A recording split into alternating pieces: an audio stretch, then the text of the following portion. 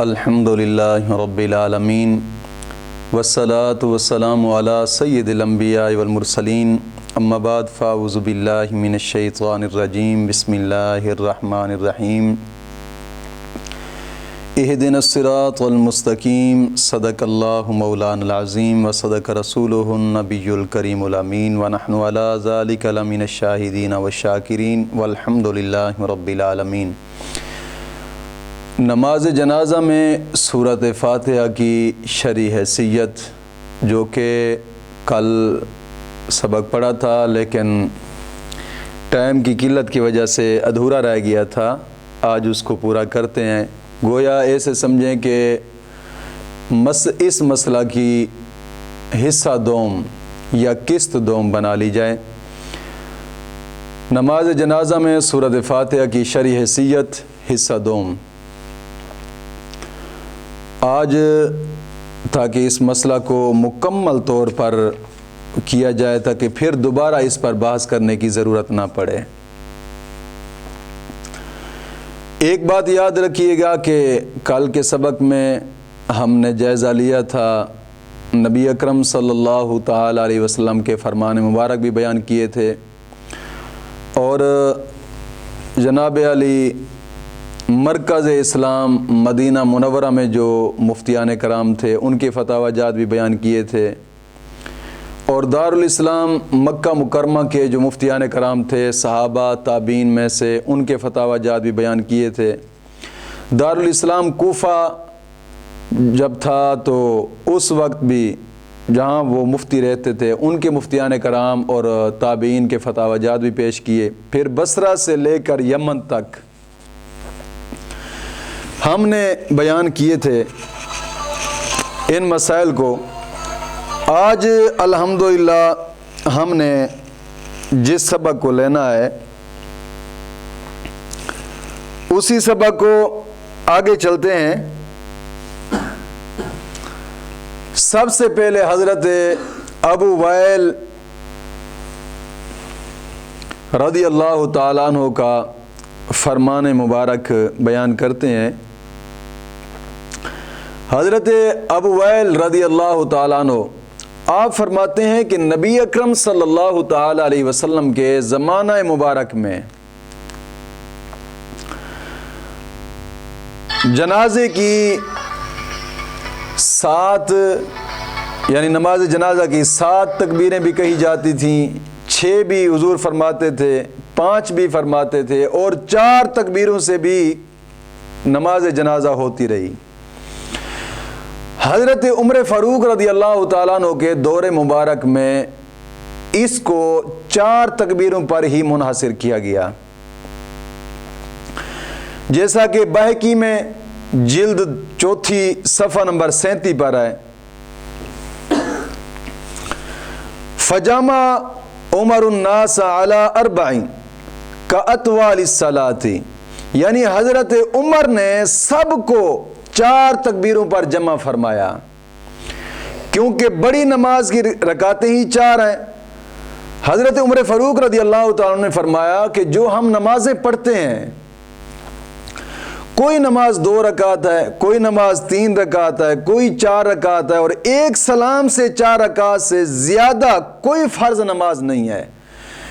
فرض نماز سب سے بڑی جو ہے وہ 4 رکعتوں والی ہے، اور 4 رکعتوں کو ہم ایک سلام سے پڑھتے ہیں، لہٰذا نماز جنازہ کی ہر تکبیر 1 رکعت کے قائم مقام ہے، تو زیادہ سے زیادہ 4 تکبیریں ہی ہو سکتی ہیں، کیونکہ بڑی سے بڑی نماز بھی 4 رکعت سے زائد نہیں ہے۔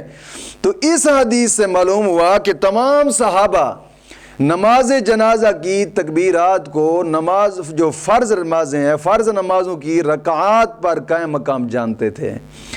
اگر نماز جنازہ میں قرات فرض ہوتی یا قرات واجب ہوتی یا قرات سنت ہوتی تو نماز جنازہ میں 4 دفعہ فاتحہ پڑھنی فرض ہوتی، یاد رکھیے گا، کیونکہ 4 رکعت نماز میں 4 مرتبہ سورۃ فاتحہ پڑھی جاتی ہے، تو ہر رکعت میں مستقل سورۃ فاتحہ، تو 4 تکبیروں میں بھی جناب علی 4 مرتبہ فاتحہ پڑھنی چاہیے تھی۔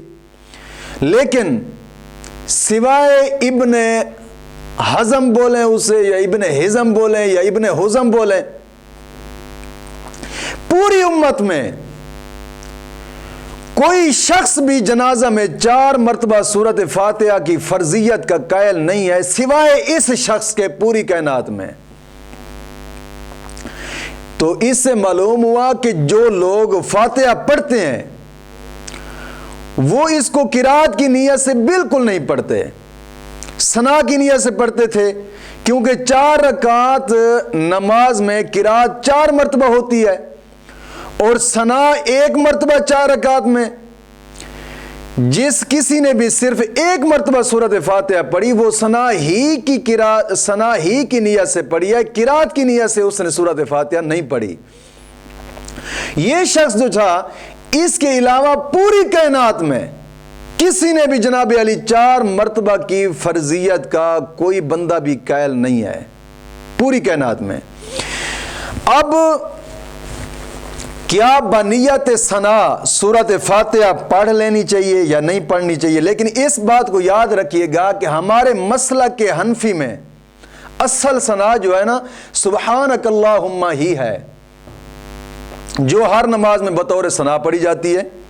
لیکن اگر کسی نے اس کے ساتھ سورۃ فاتحہ بھی ثنا کی نیت سے پڑھی ہے تو علماء فرماتے ہیں کچھ گنجائش ہے، لیکن قرات کی نیت سے اگر سورۃ فاتحہ پڑھی ہے تو بالکل نہیں ہے، حرام ہے، مکروہ تحریمی ہے۔ لیکن اس دور میں پڑھنی نہیں چاہیے کیونکہ غیر مقلدین ایک فتنہ ہے، اور یہ فتنہ والے کہتے ہیں چلو جی تم ثنا ہی کی نیت سے ہی سورۃ فاتحہ پڑھ لو، اس فتنہ کو۔ تو ظاہری بات ہے جو لوگ اس کو فرض سمجھتے ہیں، شیطان کی اطاعت کرتے ہیں، تو ان کے حکم کے خلاف بھی کرنا ضروری ہے۔ اس لیے اور نماز جنازہ کے اندر جو ثنا ہے وہ ثنا بھی یہی نماز، ہم جو نماز میں ثنا پڑھتے ہیں یہی ایک ثنا ہے۔ وجل ثناؤ کا جو لفظ ہے یہ کسی حدیث صحیح حدیث میں یہ لفظ نہیں ملتا۔ جو نماز میں ہم ثنا پڑھتے ہیں یہی ثنا ہی نماز جنازہ کے اندر ثنا پڑھی جائے۔ اس پر میں آگے جا کر بات کرتا ہوں، لیکن اس بات کو ذرا غور سے دیکھیے گا۔ مقلد غیر مقلدین یہ ایک فتنہ ہے، اور یہ فتنہ کہتے ہیں جناب علی سورۃ فاتحہ چلو ثنا کی نیت سے پڑھ لینی چاہیے، جی ثنا کی نیت سے۔ اگر ان سے کوئی پوچھے بھئی ظہر کی 4 رکعت نماز فرض ہے، اگر کوئی فرض کی نیت سے نہ پڑھے نفل کی نیت سے پڑھ لے، کیا فرض ادا ہو جائیں گے؟ کبھی بھی نہیں۔ اسی طرح اگر ایک آدمی زکوٰۃ نہیں دیتا، وہ 10 روپے کسی کو دے رہا ہے اور کہتا ہے کہ جناب علی میری نیت زکوٰۃ کی نہیں ہے، یہ صرف ہدیہ دے رہا ہوں، کون جاہل اس کو کہے گا کہ جناب علی یہ زکوٰۃ ادا ہو گئی ہے؟ اسی طرح نبی اکرم صلی اللہ علیہ وسلم نے فرمایا کہ انما الاعمال بالنیات، اعمالوں کا دار و مدار نیت پر ہوتا ہے۔ جب ایک آدمی فرض کی نیت ہی نہیں کرتا تو اس کا فرض کیسے ادا ہوگا؟ اس کو کیسے کہا جائے گا کہ جناب علی اس کا فرض ادا ہو گیا ہے؟ اصل بات یہ ہے کہ نماز جنازہ میں سورۃ فاتحہ کے فرض ہونے کے جناب علی جب غیر مقلدین کو کوئی دلیل قرآن و حدیث سے نہیں ملتی، کوئی حدیث بھی کوئی دلیل بھی قرآن و حدیث سے ان کو فرض ہونے کی دلیل نہیں ملتی، پھر وہ سادہ لو مسلمان عوام کو اس بات میں پھنساتے ہیں کہ جی جناب علی ٹھیک ہے آپ ثنا کی نیت سے ہی سورۃ فاتحہ پڑھ لیں۔ تو بھائی ثنا صرف اور صرف سبحانک اللہم جو نماز میں پڑھی جاتی ہے وہی نماز جنازہ میں پڑھنی جائز ہے، وہی پڑھی جائے۔ اب مسئلہ کے حنفی میں سبحانک اللہم بالاتفاق یہ ایک ثنا ہے، لیکن جنازہ میں فاتحہ اگر بنیت ثنا پڑھی جائے، جیسا کہ میں نے پہلے ذکر کیا ہے کہ بعض علماء نے اس کی گنجائش لکھی ہے کہ ثنا کی نیت سے پڑھی جائے، تو اگر قرات کی نیت سے پڑھی جائے تو جناب علی یہ مکروہ تحریمی ہے، اور جو چیز مکروہ تحریمی نماز میں آ جائے اس کا پڑھنا واجب الاعادہ ہے دوبارہ طور پر۔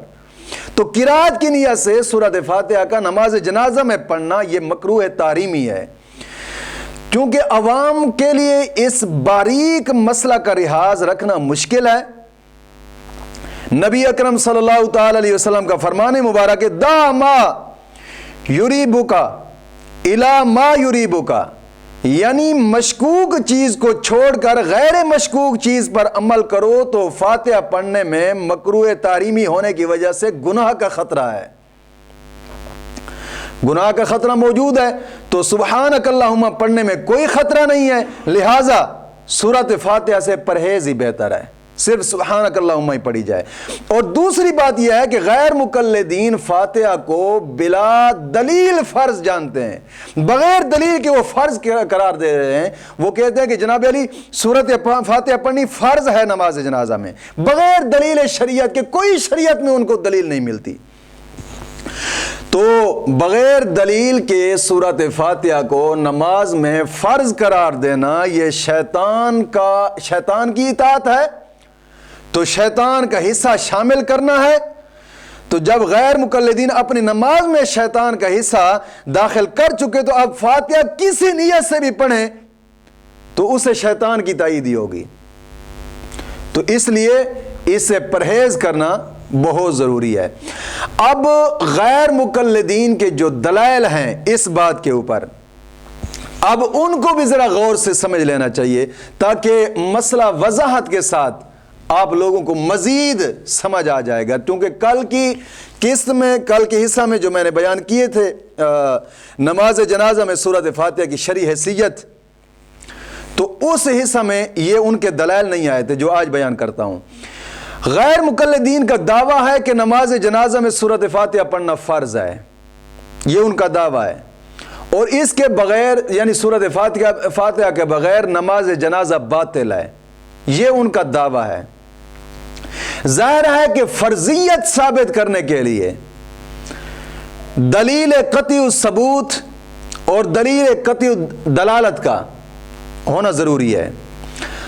قطعی الثبوت دلیل کا مطلب یہ ہے کہ وہ آیت قرآن سے ثابت ہو جس میں یہ ہو کہ جناب علی نماز جنازہ میں سورۃ فاتحہ کا پڑھنا فرض ہے، یا پھر حدیث متواتر سے ثابت ہو کہ جناب علی نماز جنازہ میں سورۃ فاتحہ کا پڑھنا فرض ہے۔ اور قطعی الدلالہ سے، دلیل قطعی الدلالہ سے مراد یہ ہے کہ اس حدیث کے صاف صریح معنی ہوں کہ جناب علی سورۃ فاتحہ کا نماز جنازہ میں پڑھنا فرض ہے، اس سے کہا جاتا ہے دلیل قطعی الدلالت۔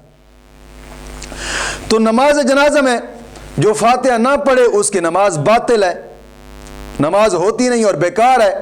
لیکن غیر مقلدین کے جو دلائل بیان کرتے ہیں نا، غیر مقلدین جو بھی دلائل بیان کرتے ہیں ان میں سے نہ کوئی دلیل قطعی الدلالت ہے اور نہ ہی کوئی قطعی الثبوت دلیل ہے۔ تو جو حدیثیں وہ بیان کرتے ہیں وہ اس قدر ضعیف ہیں، اس قدر ضعیف ہیں، فرض تو کجا رہا، واجب تو کجا رہا، سنت تو کجا رہا، مستحب بھی ثبوت وہاں سے نہیں کر سکتے، وہاں سے یہ بھی ثابت نہیں کر سکتے ان حدیث سے کہ جناب علی سورۃ فاتحہ کا پڑھنا مستحب ہے۔ ان حدیثوں میں سے سب سے پہلی طبرانی کی حدیث یہ بیان کرتے ہیں، وہ کون ہے؟ عن ام عفیف قالت امرنا رسول اللہ صلی اللہ تعالی وسلم ان نقرأ بفاتحۃ الکتاب، یہ بیان کرتے ہیں کہ ام عفیف کہتی ہیں کہ ہمیں رسول اللہ صلی اللہ علیہ وسلم نے فاتحہ پڑھنے کا حکم دیا ہے۔ پہلی بات تو یہ ہے کہ سرے سے نماز جنازہ کا ذکر ہی نہیں ہے اس جناب علی حدیث مبارکہ میں۔ پھر دوسری بات یہ ہے کہ یہ حدیث ضعیف درجہ کی، اعلیٰ درجہ کی یہ ضعیف ہے، کیونکہ اس کی سند میں عبد المنعم ہے، ابو سعید ایک، یہ شخص انتہا درجہ کا ضعیف ہے اس حدیث میں۔ یہ مجمع الزوائد جلد 3 صفحہ نمبر 33 پر بھی یہ موجود ہے۔ اور دوسری حدیث جو غیر مقلدین پیش کرتے ہیں کہ جناب علی نماز جنازہ میں سورۃ فاتحہ پڑھنی فرض ہے، وہ یہ کہتے ہیں ام شریکن رضی اللہ تعالیٰ عنہ قال امرنا رسول اللہ صلی اللہ علیہ وسلم ان نقرأ علی الجنازۃ بفاتحۃ الکتاب. ابن ماجہ شریف کی یہ حدیث ابن ماجہ شریف کی ہے. وہ کہتے ہیں کہ اس حدیث کا مفہوم یہ ہے کہ ام شریک فرماتی ہیں نبی اکرم صلی اللہ علیہ وسلم نے ہم عورتوں کو جنازہ پر فاتحہ پڑھنے کو حکم دیا ہے. حافظ ابن حجر فرماتے ہیں تلخیص الجبیر میں، فرماتے ہیں کہ اس کی سند کو بھی اس کی سند بھی ضعیف ہے. حافظ ابن حجر فرماتے ہیں یہ اس کی سند بھی ضعیف ہے. اب تیسری حدیث، میں اس پر جرح کرتا ہوں، ان حدیثوں کے اوپر بحث کرتا ہوں، لیکن پہلے ان کے دلائل سماعت فرما لیجئے گا. تیسری حدیث وہ کہتے ہیں قالت ان اسماء بنت یزید قالت قال رسول اللہ صلی اللہ علیہ وسلم اذا صلیتم علی الجنازۃ فقرؤوا بفاتحۃ الکتاب. طبرانی کی حدیث مبارکہ. حضرت اسماء بنت یزید فرماتی ہیں نبی اکرم صلی اللہ علیہ وسلم نے فرمایا جب تم نماز جنازہ پڑھو تو فاتحہ پڑھا کرو. اس کی سند میں، اس حدیث کی سند میں معلّہ بن حمران ہے. یہ شخص جس کا سکہ ہونا ثابت کہیں سے بھی نہیں ہے کہ یہ شخص سکہ ہے، کہیں سے بھی ثابت نہیں ہے. کوئی مئی کا لال اس کا سکہ ہونا ثابت کر ہی نہیں سکتا. تو یہ حدیث بھی ضعیف ہے. چوتھی حدیث جو اپنے دلائل میں وہ بیان کرتے ہیں ابن ماجہ اور ترمذی میں ہے. عن ابن عباس النبی صلی اللہ تعالی علیہ وسلم قرأ علی الجنازۃ بفاتحۃ الکتاب. حضرت ابن عباس فرماتے ہیں نبی اکرم صلی اللہ علیہ وسلم نے جنازہ پر فاتحہ پڑھی. اس کی سند میں ابو شیبہ ہے یا ابو شیبہ، جس کو غیر مقلدین بھی بالاتفاق ضعیف کہتے ہیں. بالاتفاق ضعیف کہتے ہیں غیر مقلدین بھی. ادھر سے تو کہتے ہیں ہم تو صحیح اسناد پر بھی، ہم تو صحیح حدیثوں پہ عمل کرتے ہیں. تو یہ حدیث خود کہتے ہیں حدیث ضعیف ہے، پھر بھی اس پر عمل کرتے ہیں. جب اس پر عمل کرنے کی باری آتی ہے کہتے ہیں ہم جو کہیں کہ آپ تو جناب ضعیف حدیث کو مانتے ہیں، کہتے ہیں ہمارا مذہب ہے اہل حدیث، ہم تو ہر حدیث کو مانتے ہیں. اتنے جھوٹے. اب پانچویں حدیث ان جابر ان رسول اللہ صلی اللہ علیہ وسلم قرأ بِأُمِّ القرآن بعد التکبیرۃ الاولیٰ. کتاب الام میں ہے. حضرت جابر فرماتے ہیں رسول اللہ صلی اللہ علیہ وسلم نے پہلی تکبیر کے بعد سورۃ فاتحہ پڑھی. اس کے سند میں ابراہیم بن ابی یحییٰ ہے. یہ شخص، اس کو محدثین نے متروک لکھا ہے، یہ شخص متروک ہے. یہ 5 روایات ہیں کہ جن کو غیر مقلدین اپنی دلیلیں بیان کرتے ہیں جو کہ ضعیف ہیں. ان سے سورۃ فاتحہ کا سنت ہونا بھی ثابت نہیں ہو سکتا. اب پہلی 3 حدیثوں میں عورتوں کو نماز جنازہ میں سورۃ فاتحہ پڑھنے کا حکم دیا ہے.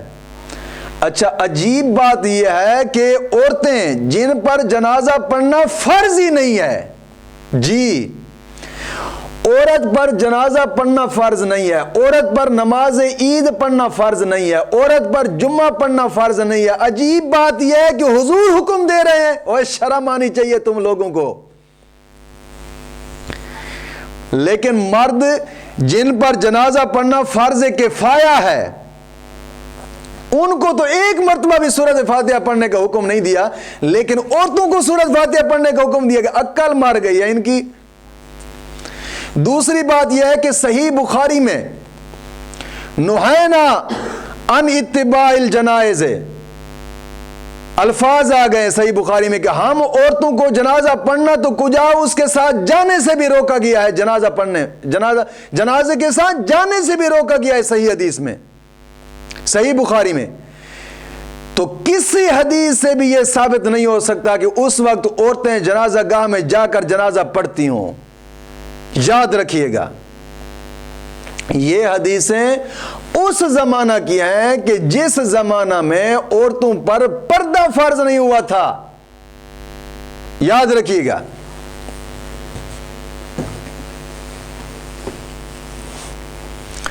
آخر زمانہ میں نبی اکرم صلی اللہ علیہ وسلم نماز جنازہ میں فاتحہ پڑھنے کا نہ حکم دینا ثابت ہے نہ خود پڑھنا ثابت ہے. لیکن ایک بات یاد رکھیے گا، اچھا تو باوجود ضعیف حدیث کے ہونے کے بھی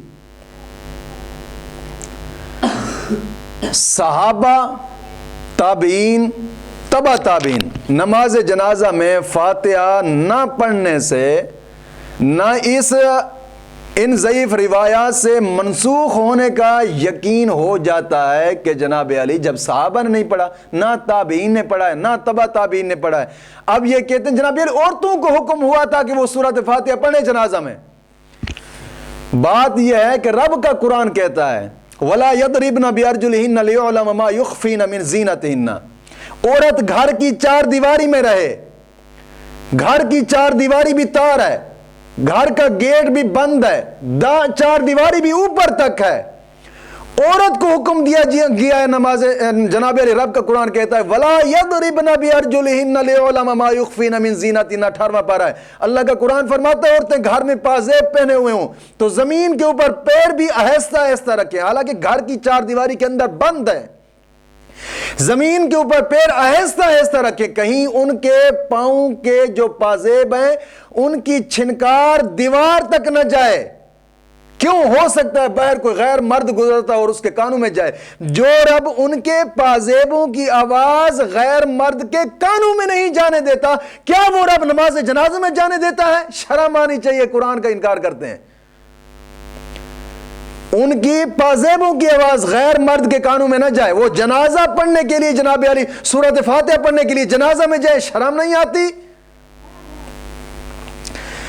اب یہ تو باتیں تھیں ان کے جو دلائل تھی، ان کی حدیثیں تھیں، اب ہیں چار تکبیریں، نماز جنازہ کی چار تکبیریں ہیں۔ حضرت آدم علیہ السلام کے جنازہ میں چار تکبیریں کہی گئیں، یاد رکھیے گا۔ حضرت ابوبکر صدیق رضی اللہ تعالیٰ عنہ کے جنازہ میں چار تکبیریں کہی گئیں، حضرت عمر فاروق، حضرت علی المرتضیٰ، حضرت حسن، سب کی نماز جنازہ میں چار تکبیریں ہی کہی گئیں۔ امام بیہقی لکھتے ہیں حاکم میں، اور حضرت عمر فاروق رضی اللہ تعالیٰ عنہ کی خلافت میں اس بات پر اجماع ہو گیا تھا کہ اب جنازہ چار تکبیروں ہی سے ہی پڑھا جائے گا، کیونکہ نبی اکرم صلی اللہ علیہ وسلم کی آخری عمر میں چار تکبیروں سے ہی جنازے پڑھائے جاتے رہے اور پڑھے رہے حضور کی آخری عمر میں۔ کتاب الآثار میں ہے امام محمد کی، اور ترمذی شریف صفحہ نمبر 174 پر ایک حدیث مبارکہ ہے، ان ابی ہریرہ رضی اللہ تعالیٰ عنہ ان رسول اللہ صلی اللہ علیہ وسلم کبر علی جنازۃ فرفع یدیہ فی اول تکبیرۃ ثم وضع الیمنی علی الیسری۔ حضرت ابو ہریرہ سے روایت ہے کہ بے شک رسول اللہ صلی اللہ علیہ وسلم نے نماز جنازہ پر تکبیر کہی اور پہلی تکبیر کے ساتھ ہاتھ اٹھائے اور دایاں ہاتھ بائیں پر باندھا، اور دوسری جناب علی حدیث مبارکہ ابو داود کی ہے، ان ابی ہریرہ رضی اللہ تعالیٰ عنہ قال من السنۃ وضع الکف علی الکف تحت السرۃ۔ حضرت ابو ہریرہ نے فرمایا کہ سنت یہ ہے کہ ہاتھ پر ہاتھ ناف کے نیچے باندھے۔ اب تیسری حدیث دار قطنی کی ہے، جلد دوسری صفحہ نمبر 75، ان ابن عباس ان رسول اللہ صلی اللہ علیہ وسلم کان یرفع یدیہ علی الجنازۃ فی اول تکبیرۃ ثم لا یعود۔ حضرت عبداللہ بن عباس روایت کرتے ہیں کہ نبی اکرم صلی اللہ علیہ وسلم نے نماز جنازہ کی پہلی تکبیر کے وقت ہاتھ اٹھاتے تھے بس، پھر ہاتھ نہ اٹھاتے۔ اب پہلی تکبیر کے ساتھ ہاتھ اٹھائے، پھر ہاتھ ناف کے نیچے باندھ لے اور سبحانک اللہم پڑھے، جس طرح نماز میں ثنا پڑھتے تھے۔ اب غیر مقلدین چونکہ سراسر یہ فتنہ اور فساد ہے، انہوں نے فتنہ فساد کے سوا اور کچھ نہیں کرنا، جناب علی انہوں نے فتنہ برپا کرنے کے بہانہ پر انہوں نے کیا کیا، ایک اشتہار شائع کیا تھا اس وقت جب دہلی میں سب سے پہلا ان کا جنازہ پڑھایا گیا۔ اشتہار انہوں نے جناب علی شائع کیا، جس نے ایک طرف سے لکھا ہوا تھا سبحانک اللہم جو نماز میں پڑھا جاتا ہے، اور دوسری سیٹ پہ جناب علی جو سبحانک اللہم لکھا ہوا تھا اس میں لکھا ہوا تھا وجل ثناؤ کا. اور جناب علی اس میں انہوں نے ایک چیلنج کیا ہے، آئیں جی دکھائیں کہاں لکھا ہوا ہے وجل ثناؤ کا، کہاں لکھا ہوا ہے وجل ثناؤ کا. تو بابا وجل ثناؤ کا لکھا ہوا ہے حدیث میں، لیکن حدیث ضعیف ہے. جیسے تم ان ضعیف حدیثوں کے اوپر عمل کر کے اپنے جناب علی سورۃ فاتحہ کو فرض قرار دیتے ہو، کیا اسی طرح اس حدیث کو بھی مان لو؟ ہم تو الحمدللہ سنی، ہم سنی ہیں، اور ہم اس ضعیف حدیث کے اوپر تو عمل نہیں کرتے. ہم تو نماز جنازہ میں بھی یہی ثنا پڑھتے ہیں جو نماز میں ثنا پڑھی جاتی ہے، سبحانک اللہم و بحمدک و تبارک اسمک و تعالی جدک ولا الہ غیرک. ہم تو یہی ثنا نماز جنازہ میں پڑھتے ہیں. ہم تو کہتے ہیں وجل ثناؤ کا والی حدیث ضعیف ہے. جیسے ہم مانتے ہیں تم بھی تو مانو نا. جو تم اپنی روایات بیان کرتے ہو کہ سورۃ فاتحہ پڑھنی جناب علی فرض، ضعیف حدیثیں ہیں، ان پر تم مان لیتے ہو، اور یہاں تمہارا چیلنج آ رہا ہے جناب سنی وجل ثناؤ کا پڑھتے ہیں. بابا بھائی کوئی عدل کا بھی ترازو رکھو. اب دوسری تکبیر کے بعد نبی اکرم صلی اللہ تعالی علیہ وسلم نے درود شریف پڑھا،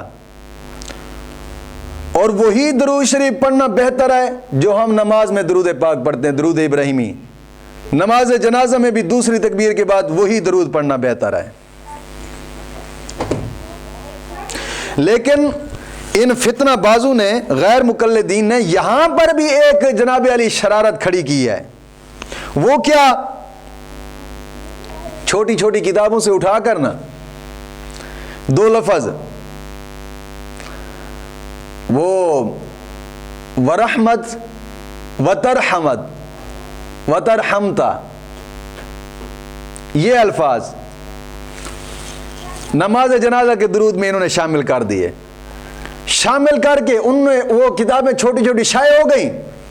پھر کہتے ہیں جناب علی دیکھو یار کمال نہیں ہو گئی، ان سنیوں نے تو درود ہی اپنا نکال لیا ہے.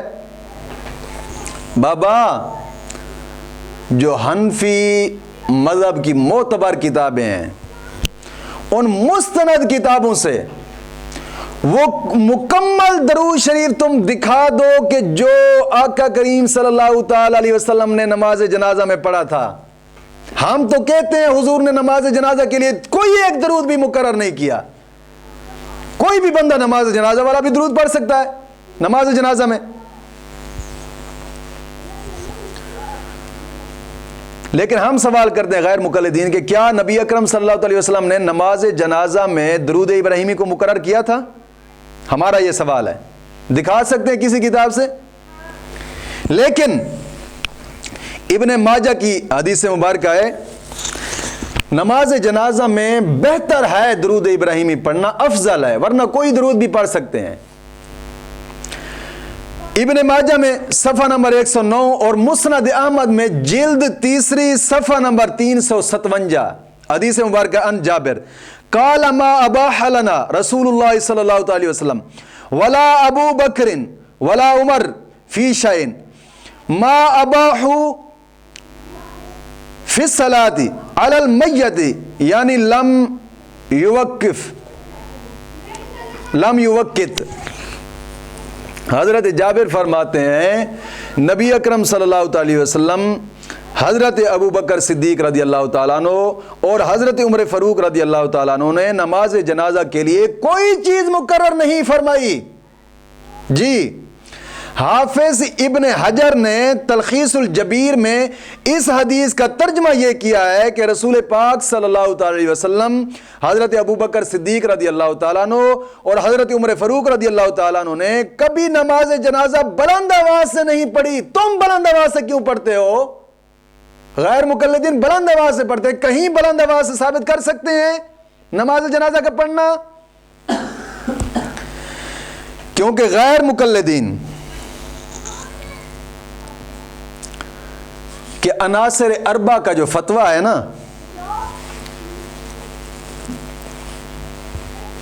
یہ اسی کو مانتے ہیں۔ بہرحال ہم تیسری تکبیر کی طرف جاتے ہیں، بات کیونکہ بہت لمبی ہو جائے گی، کل بھی کافی لمبا وقت چلا گیا تھا، آج بھی پھر چلا جائے گا۔ اب تیسری تکبیر کے بعد بالغ مرد اور عورت کے لیے مشہور دعا ہے، اگرچہ غیر مقلدین نے اس دعا کے الفاظ میں تو اختلاف نہیں کیا، لیکن پھر بھی رگ شرارت کو آرام نہ آیا، رہ نہ سکی۔ نبی اکرم صلی اللہ علیہ وسلم ہمیشہ نماز جنازہ میں ایک ہی دعا پڑھا کرتے تھے، کبھی 3-4 دعائیں اکٹھی کر کے نہیں پڑھی، نہ ان کو ضروری قرار دیا۔ لیکن آج رو پڑی جو غیر مقلدین کا ہے، اپنی تقریروں میں جناب علی ایک دعا پڑھ کر نماز جنازہ پڑھنے کو جھٹکا قرار دیتا تھا، وہ اپنی تقریروں میں رو پڑی، پتہ نہیں اب زندہ ہے یا مر گیا ہے۔ بہرحال دفعہ مارو، ان کے بات کرنے کی ضرورت نہیں ہے، بات ہم جو باس کرنے کی اس پر کرتے ہیں۔ ابن حزم یا حزم جو بھی غیر مقلدین کا ہے، اس نے لکھا ہے کہ نابالغ بچے کا جنازہ ہی نہیں پڑھنا چاہیے، نابالغ بچے کا جنازہ ہی نہیں پڑھنا چاہیے، اسے بغیر جنازہ ہے دفن کرنا چاہیے۔ غیر مقلدین کا ابن حزم لکھتا ہے کہ جناب علی نابالغ بچے کا جنازہ ہی نہیں پڑھنا چاہیے۔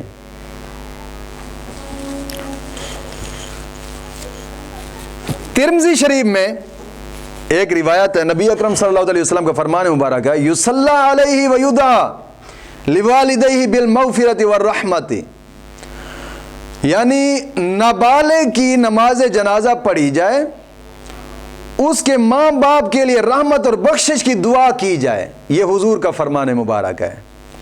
حضرت ابو ہریرہ یہ دعا پڑھا کرتے تھے نابالغ کی نماز جنازہ میں، اللہم اجعلہ لنا فرۃ وسلفا واجرا، اور امام حسن بصری بھی ایسی ہی دعا پڑھتے تھے۔ اس سے معلوم ہوا کہ فقہا نے جو نابالغ کے لیے بالغ سے علیحدہ دعا لکھی ہے، ان کی دلیل صرف یہی حدیث ہے بس۔ اب چوتھی تکبیر کے بعد دونوں طرف سلام کہے۔ حضرت عبداللہ بن اوبی یا اوفی انہوں نے روایت کیا ہے کہ سلم عن یمینہ وعن شمالہ، یعنی دائیں بائیں دو سلام کہے۔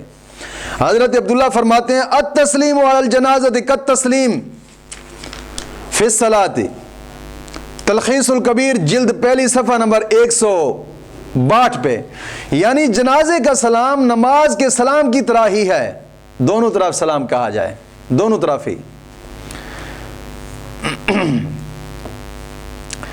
اب بات یہ ہے کہ نماز جنازہ آہستہ پڑھنی چاہیے، جو کہ ہم پہلے بھی بیان کر چکے ہیں کسی جگہ پہ، کیونکہ نماز جنازہ ایک دعا ہے، اور دعا کے متعلق قرآن پاک میں اللہ تعالیٰ کا حکم موجود ہے، ادعوا ربکم تضرعا وخفیا انہ لا یحب المعتدین، اللہ تعالیٰ سے دعا عاجزی سے اور آہستہ کیا کرو، اللہ تعالیٰ حد سے گزرنے والوں کو پسند نہیں فرماتا، یہ رب کا قرآن ہے۔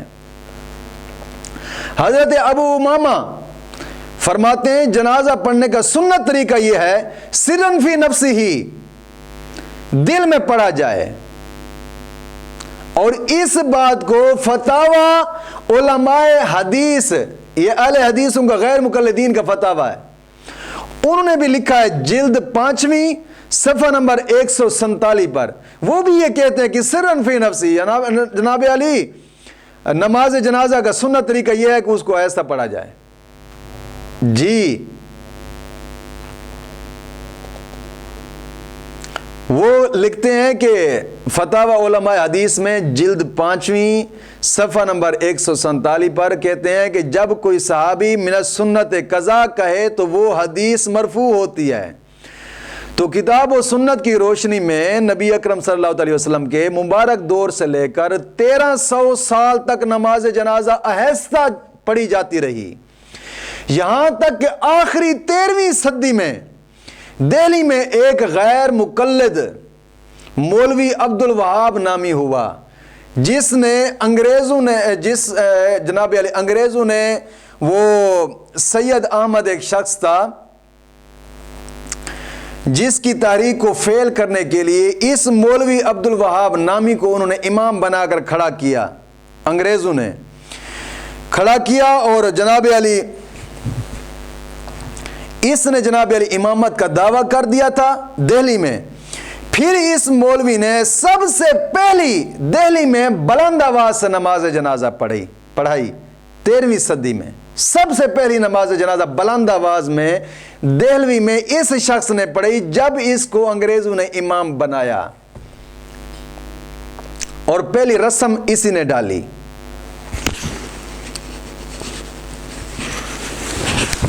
حالانکہ غیر مقلدین بھی اپنے فتاوی جات میں لکھ جاتے ہیں، جس طرح کہ فتاوی علماء حدیث ہے جلد 5ویں صفحہ نمبر 107 پر، وہ بھی لکھتے ہیں کہ نماز جنازہ میں فاتحہ و سورت کا جہر مستحب نہیں ہے، یہ جمہور کا مذہب ہے، وہ بھی لکھتے ہیں۔ اور جناب علی ان کا ایک اخبار ہے اخبار الاعتصام، وہ لکھتے ہیں کہ تعلیم کے لیے تو بلند آواز سے پڑھنا جائز ہے، لیکن اس کو عادت بنانا اور سنت سمجھنا صحیح نہیں ہے۔ اخبار الاعتصام جلد 2 صفحہ نمبر 19 فتاوی علماء حدیث میں بھی یہی بات لکھی ہے۔ تو بابا آہستہ پڑھنا نماز جنازہ یہی صحابہ کا طریقہ ہے، اور نماز جنازہ میں سورۃ فاتحہ کا نہ پڑھنا یہی صحابہ، تابعین، تبع تابعین اور حضور کا طریقہ مبارک ہے۔ اللہ رب العزت دین متین کی سمجھ عطا فرمائے۔